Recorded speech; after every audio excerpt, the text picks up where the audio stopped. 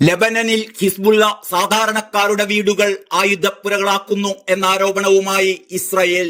ഇതിന് തെളിവായി ഗ്രാഫിക്സ് വീഡിയോയും ഇസ്രയേൽ പുറത്തുവിട്ടു. ലെബനനെതിരായ ആക്രമണം കടുപ്പിച്ചതിന് പിന്നാലെയാണ് തെളിവുകൾ സഹിതം ഇസ്രയേൽ ഈ ആരോപണം ഉയർത്തിയിരിക്കുന്നത്. തിങ്കളാഴ്ച ആരംഭിച്ച വ്യോമാക്രമണം ഇപ്പോഴും തുടരുകയാണ്. ലെബനൻ ആരോഗ്യ മന്ത്രാലയം ചൊവ്വാഴ്ച പുറത്തുവിട്ട കണക്കുകൾ പ്രകാരം ഇസ്രയേൽ ആക്രമണത്തിൽ 558 പേർ ഇതുവരെ മരിച്ചിട്ടുണ്ട്. ഇതിൽ 50 പേർ കുട്ടികളാണ്, 94 പേർ സ്ത്രീകളും, 1835 പേർക്ക് പരിക്കേൽക്കുകയും ചെയ്തിട്ടുണ്ട്. സാധാരണക്കാരുടെ വീടുകളെ ഹിസ്ബുല്ല മിസൈൽ കേന്ദ്രങ്ങളാക്കുന്നു എന്നാരോപിക്കുന്ന ഗ്രാഫിക്സ് വീഡിയോകളാണ് ഇസ്രയേൽ പുറത്തുവിട്ടിരിക്കുന്നത്. ദക്ഷിണ ലെബനനിലെ ചില പ്രദേശങ്ങളിലെ ജനങ്ങളോട് ഒഴിഞ്ഞു പോകാൻ ഇസ്രായേൽ സൈന്യം നേരത്തെ തന്നെ മുന്നറിയിപ്പ് നൽകിയിരുന്നതായി ഇസ്രായേലി പ്രതിരോധ സേന IDF മേധാവി ഡാനിയൽ ഹഗാരി വീഡിയോ സന്ദേശത്തിൽ പറഞ്ഞു. സാധാരണ ജനങ്ങളെ പരമാവധി സംരക്ഷിക്കാനായാണ് ഇത്തരത്തിൽ ഇസ്രായേൽ മുന്നറിയിപ്പ് നൽകിയത്. ഗ്രാമങ്ങളിൽ ഹിസ്ബുല്ലയുടെ വലിയ സൈനിക സാന്നിധ്യമാണ് ഉള്ളത് എന്നും അദ്ദേഹം പറഞ്ഞു. അതേസമയം ഹിസ്ബുല്ല ഈ നിർദ്ദേശങ്ങളെ എതിർത്തു. അവർ ജനങ്ങളോട് വീടുകളിൽ തന്നെ തുടരാൻ ആവശ്യപ്പെടുകയായിരുന്നു. സാധാരണക്കാരെ ഭീകരപ്രവർത്തനങ്ങൾക്കു വേണ്ടി ഹിസ്ബുല്ല മനുഷ്യ കവചങ്ങളായി ഉപയോഗിക്കുകയാണ്. ഹിസ്ബുല്ല എങ്ങനെയാണ് മാരകമായ ആയുധങ്ങൾ ജനങ്ങളുടെ വീടുകളിൽ സൂക്ഷിച്ച് അവരുടെ ജീവൻ അപകടത്തിലാക്കുന്നത് എന്ന് ഞങ്ങളിതാ തുറന്നു കാണിക്കുകയാണ്, ഡാനിയൽ ഹഗാരി പറഞ്ഞു.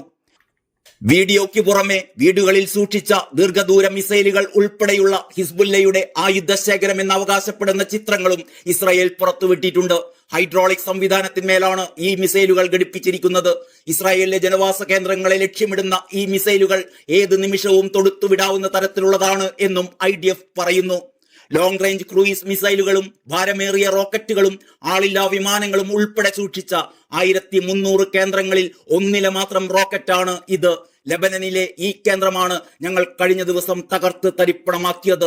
ഇസ്രായേലിലുടനീളം സാരമായ നാശനഷ്ടങ്ങൾ ഉണ്ടാക്കാൻ ശേഷിയുള്ള ആയുധങ്ങളാണ് ഇവ, IDF പറയുന്നു. ദക്ഷിണ ലെബനനിലെ ഗ്രാമങ്ങളിലുള്ള സാധാരണക്കാരുടെ വീടുകളുടെ മേൽക്കൂരയ്ക്ക് കീഴിൽ ഒളിപ്പിച്ച ദീർഘദൂര റോക്കറ്റുകളും ഇസ്രായേൽ പുറത്തുവിട്ട വീഡിയോ ദൃശ്യങ്ങളിൽ കാണാം.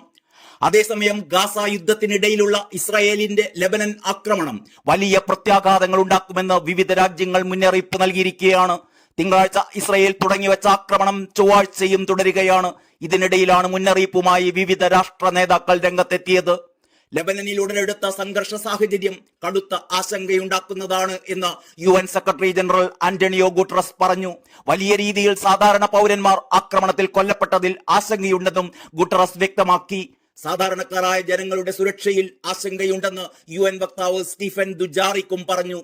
പശ്ചിമേഷ്യയിൽ അസ്ഥിരതയുണ്ടാക്കാൻ കാരണക്കാരാവാൻ ഞങ്ങൾ ആഗ്രഹിക്കുന്നില്ല എന്ന് ഇറാൻ പ്രസിഡന്റ് മസൂദ് പെഷസ്കിയാൻ പറഞ്ഞു. സമാധാനത്തിൽ മുന്നോട്ടു പോകണം, ഞങ്ങൾ യുദ്ധം ആഗ്രഹിക്കുന്നില്ല. എല്ലാ സംഘർഷങ്ങളും സൃഷ്ടിക്കുന്നത് ഇസ്രായേലാണ്.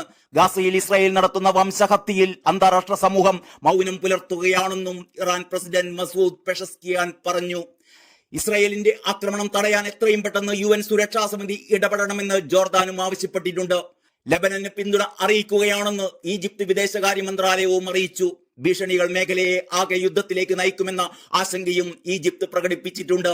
രണ്ട് രാജ്യങ്ങളുമായി നിരന്തരം സമ്പർക്കത്തിലാണ് എന്നും സംഘർഷം ഒഴിവാക്കാൻ സാധ്യമായതെല്ലാം ചെയ്യുന്നുണ്ടെന്നും US പ്രസിഡന്റ് ജോ ബൈഡനും അറിയിച്ചിട്ടുണ്ട്.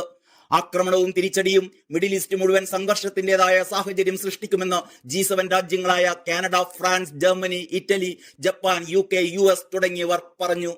ഇസ്രായേലിനും ലെബനനും ഇടയിൽ ഉടലെടുത്ത സംഘർഷം കടുത്ത ആശങ്കയുണ്ടാക്കുന്നതാണ്. ഇരു രാജ്യങ്ങളും വെടിനിർത്തലിന് തയ്യാറാവണമെന്ന് UK വിദേശകാര്യ സെക്രട്ടറി ഡേവിഡ് ലാമിയും പറഞ്ഞു. ഇസ്രായേലിന്റെ ആക്രമണത്തിൽ കുട്ടികൾ ഉൾപ്പെടെ നിരവധി പേർ കൊല്ലപ്പെട്ടിട്ടുണ്ട്.